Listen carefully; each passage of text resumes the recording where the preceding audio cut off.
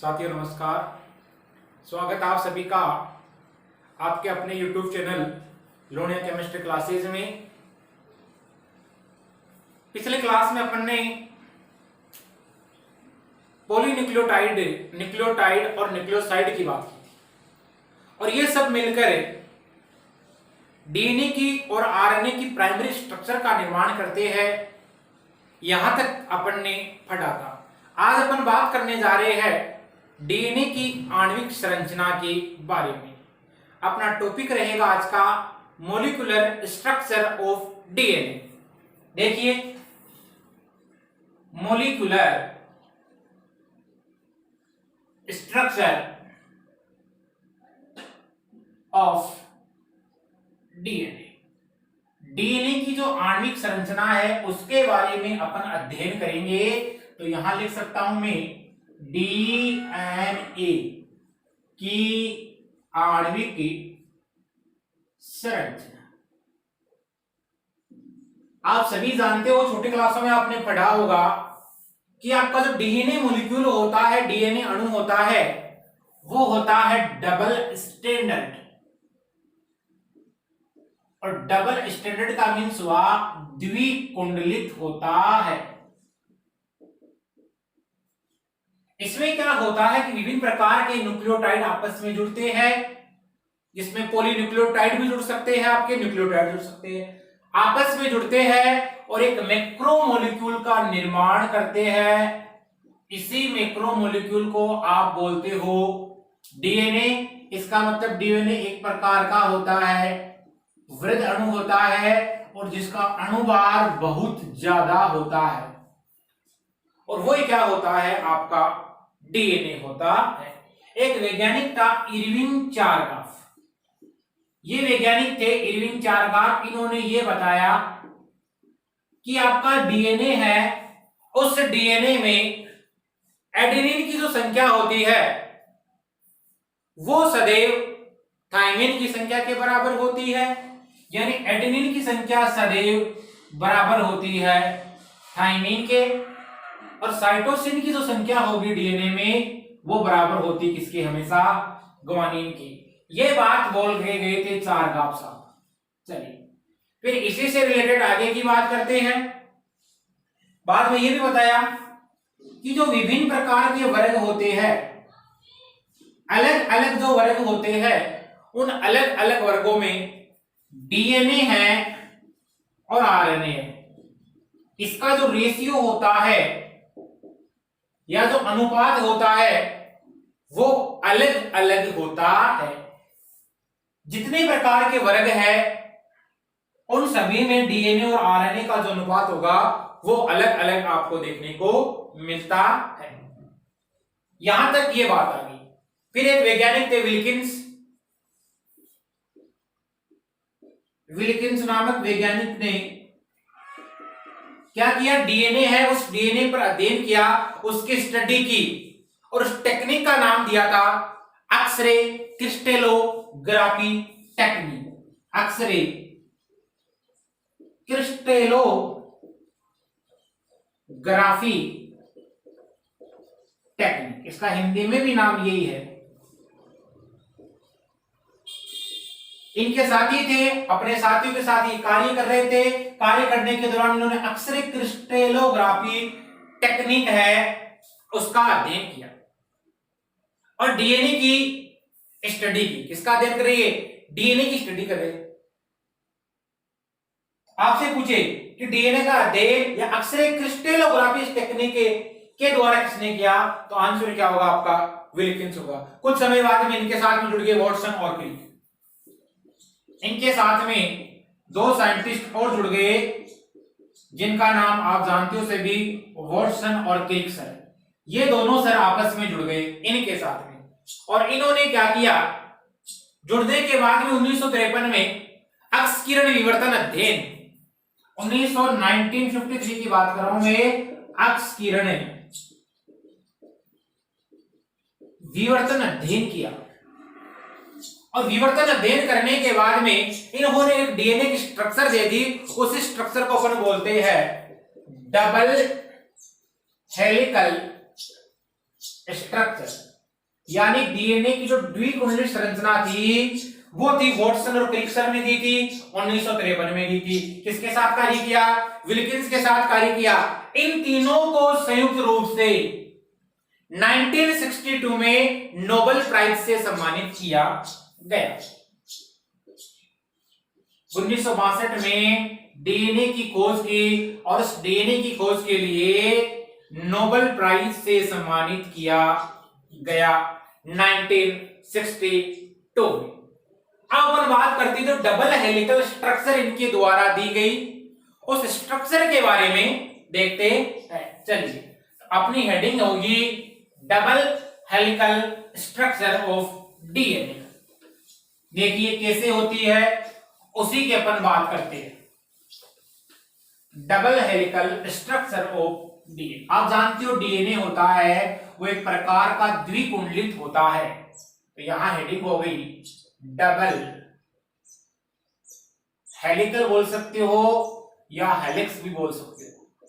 DNA की यहां लिख देता हूं मैं द्विकुंडलित संरचना। ये होगी द्विकुंडलित संरचना। चलिए अपन बात करते हैं डीएनए की द्विकुंडलित संरचना सबसे पहले किसके द्वारा दी गई? तो आप लिख दोगे given by sir Watson and sir Crick. Next बात करते हैं अपन, डीएनए होता है एक प्रकार का डबल स्ट्रैंडेड होता है। डबल स्ट्रैंडेड का मतलब आप सभी जानते हो कैसा होता है? द्विकुंडलित होता है। अभी बनाएंगे अपन स्ट्रक्चर तब आप आसानी से हर चीज को समझ जाओगे। इन्होंने बताया कि जो डबल हेलिक्स स्ट्रक्चर होता है उसमें वो स्पाइरल क्रम में डीएनए है वो जुड़ा रहता है और उसमें प्रत्येक रूप से या प्रत्येक प्रकार के जो न्यूक्लियोटाइड है वो प्रत्येक स्ट्रैंड में आपको देखने को मिलेगा। डीएनए है वो विपरीत दिशा में कुंडलित हो सकता है।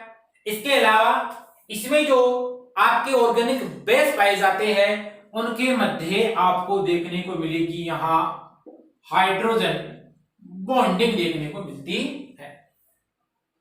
इसमें क्या होता है कि आपके जो शुगर मॉलिक्यूल होते हैं, शुगर यूनिट्स की बात करूंगा मैं, शर्करा की जो इकाइयां होती है, शर्करा इकाइयां आपस में फॉस्फोडाइएस्टर बॉन्ड के द्वारा जुड़ती है और विभिन्न प्रकार की पोलोन्यूक्लियोटाइड श्रृंखलाएं बना देती है और वो क्या बनाते हैं? आपके डीएनए की इस स्ट्रक्चर का निर्माण करते हैं। डीएनए की बात कर रहा हूं मैं, तो डीएनए में ध्यान रखना एडेनिन हमेशा किसके साथ जुड़ेगा? थाइमिन के साथ में। और ये जो बॉन्ड होगा वो आपका डबल बॉन्ड चाहे दिखाई दे रहा है तो एडेनिन थाइमिन के साथ हमेशा डबल बॉन्ड से जुड़ेगा और ये हाइड्रोजन बॉन्डिंग होती है। इसी प्रकार साइटोसिन हमेशा ग्वानिन के साथ जुड़ेगा और किस प्रकार जुड़ेगा? ट्रिपल बॉन्ड द्वारा जुड़ता है। यानी इसमें जो ये जुड़ते हैं ये हाइड्रोजन बॉन्ड के द्वारा जुड़ते हैं और ये जो अवस्था होती है इसी को बोला जाता है स्टेबल फेज या स्टेबल अवस्था। चलिए इसकी बात करते हैं यहां पर। अब डीएनए की जो स्ट्रक्चर होगी इसमें दोनों जो श्रृंखलाएं होती है आपस में उनके बीच में शर्करा अणुओं की जो दूरी होती है वो तो आपको देखने को मिलेगी 11 एंगस्ट्रॉम। इसके अलावा कुंडली का जो प्रत्येक फेरा होगा उसमें कितनी दूरी होगी? 34 एंगस्ट्रॉम की। तो यहां पर मैं प्रत्येक लाइन लिख देता हूं ताकि आपके आसानी से समझ में आ जाए। चलिए बात करते हैं डीएनए में जो दोनों श्रृंखलाएं हैं, दोनों श्रृंखलाओं के मध्य, अब किसकी बात करेंगे? तो शर्करा अणुओं की दूरी के मध्य जो शर्करा अणु है उनकी दूरी होगी 11 एंगस्ट्रॉम और 1 एंगस्ट्रॉम का मतलब आप सभी जानते ही हो। चलिए इसके अलावा डीएनए की जो दोनों आप द्विकुंडली संरचना देखते हो तो इसका जो व्यास होता है डायामीटर वो क्या होगा? 20 एंगस्ट्रॉम होता है। यानी दोनों श्रृंखला के बीच की दूरी की बात कर रहा हूं। तो दोनों श्रृंखला के बीच की दूरी, इसका मतलब मैं यहां बात कर रहा हूं इसके डायामीटर की और डायामीटर का मतलब क्या हो गया? यहां इसका व्यास हो गया। इस व्यास की बात कर रहा हूं। व्यास की यदि बात करेंगे तो वो व्यास आपको देखने को मिलेगा 20 एंगस्ट्रम देखने को मिलता है। इसी 20 एंगस्ट्रम को यदि आप नैनोमीटर में कन्वर्ट करोगे तो कितना आता है, 2 नैनोमीटर भी इसको लिखा जा सकता है। चलिए, इसके अलावा दो क्षार जैसे ये सारे एडेनिन थाइमिन हो गया, साइटोसिन ग्वानिन हो गया, इन दोनों क्षार के मध्य की जो बीच की दूरी होती है वो होती है 3.4 एंगस्ट्रम। तो यहां लिख देता हूं, जो आपकी संलग्न क्षार है, जुड़े हुए क्षार होते हैं या संलग्न क्षार, जुड़े हुए क्षार की बीच की दूरी कितनी हो जाती है, 3.4 एंगस्ट्रम इसको बोल सकते हो। यदि बात करो नैनोमीटर में तो कितना हो जाएगा, देखो इसी प्रकार पर लिख लोगे 0.34 नैनोमीटर हो जाएगा। अब ध्यान रखना, जहां एक कुंडलन होता है वहां पर जो आपका डीएनए आपको देखने को मिलेगा, इसका मतलब अधिकतम कितने न्यूक्लियोटाइड आ सकते हैं उसमें, कितने शर्करा अणु आ सकते हैं, तो अधिकतम प्रत्येक पेरे में 10 शर्करा अणु या 10 न्यूक्लियोटाइड आ सकते हैं। इस प्रकार भी आप इसको कह सकते हैं। चलिए, इसके स्ट्रक्चर बनाते हैं। एक चीज ध्यान रखना, यदि मानव की बात करेंगे ह्यूमन बीइंग में, तो A+T है आपका और C+G है, एडेनिन थाइमिन साइटोसिन और ग्वानिन। इसका जो अनुपात है वो आपको देखने को मिलेगा 1.52। कितना मिलेगा देखने को, 1.5। यहां तक किसी प्रकार की आपके कोई समस्या नहीं है। यदि बात करें अपन आरएनए की, तो आरएनए ध्यान रखना, आरएनए आपका होगा सिंगल स्टैंडर्ड होगा। आरएनए में 3 प्रकार की होते हैं। एक होता है आपका एमआरएनए, आरएनए की बात करें, एक आपका होता है टीआरएनए और एक आपका होता है आर। इसी को बोला जाता है मैसेंजर आरएनए। ये क्या करता है, संदेश वाहक का कार्य करता है। टीआरएनए ये होता है आपका, इसको बोलते हो आप ट्रांसफर आरएनए, ये स्थानांतरण का कार्य करेगा। और लास्ट में होता है आपका आर का मतलब है राइबोसोमल आरएनए, ये क्या करता है, प्रोटीन का संश्लेषण करता है। ये बात आप समझ गए। चलिए, अब बनाते हैं अपन डीएनए की स्ट्रक्चर। डबल हेलिकल स्ट्रक्चर की बात करने जा रहे थे, और वो डबल हेलिकल स्ट्रक्चर किस प्रकार बनती है तो देखिए, देखना कैसे बनती है double helical structure of DNA. इस प्रकार आपकी स्ट्रक्चर होती है। ये आई बात समझ में। तो देखो कुंडलन हो रहा है, फिर इधर से ऐसे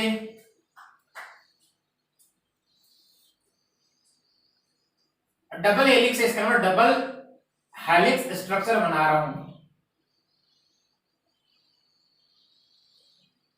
इधर से भी डबल हेलिक्स बनाऊंगा मैं। ये अब इसको आप ऐसे यहां से ऐसे कर सकते हो, ये भी आपकी ऐसी हो सकती है यहां पर।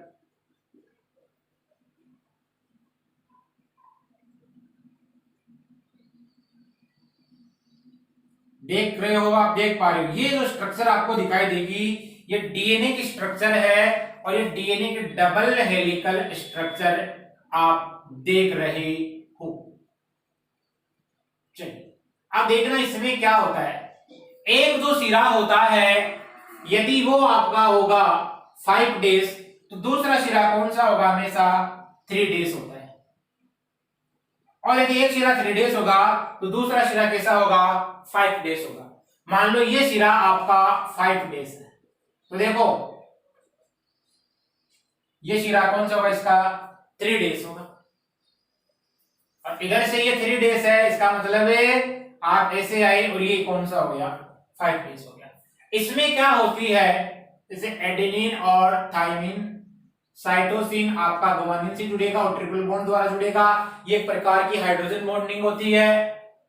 इसी प्रकार A डबल बॉन्ड TA या T डबल बॉन्ड A, ये अधिकतम 10 न्यूक्लियोटाइड आ सकते हैं। इसमें अधिकतम कितने न्यूक्लियोटाइड आ सकते हैं?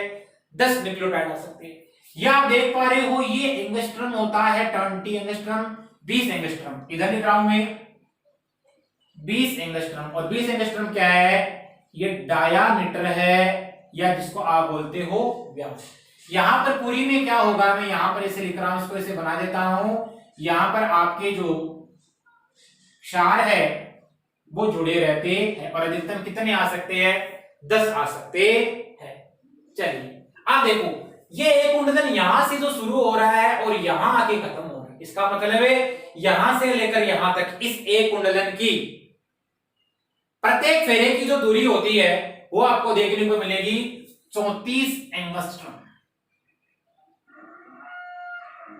ये एक फेरा हो गया, समझ गए? राउंड। तो कुंडली के प्रत्येक फेरे की दूरी है ये। यहां लिख सकता हूं मैं, कुंडली के प्रत्येक फेरे की दूरी कितनी है? 34 एंगस्ट्रम है। चलिए फिर अपन बात करते हैं। देखो यहां पर ये दिखाई दे रहा है आपको, इसका मतलब इसे एडेनिन, थाइमिन और साइटोसिन और आपका ग्वानिन, ये क्या होते हैं? इनको जानते हो नाइट्रोजन बेस। इनके बीच की जो दूरी होती है वो हो गई 3.4 एंगस्ट्रॉम, और इसको अपन ने क्या बोला था? संलग्न क्षार युग्म के बीच की दूरी। यहां लिख सकता हूं मैं संलग्न क्षार युग्म के बीच की दूरी, और A डबल बॉन्ड T होगा हमेशा, C ट्रिपल बॉन्ड क्या होगा? हमेशा G होगा। और ये जो बॉन्डिंग होगी इसको आप क्या बोलते हो? कौन सी बॉन्डिंग है ये? हाइड्रोजन बॉन्डिंग आपको देखने को मिलती है। इसे स्ट्रक्चर को बोला जाता है,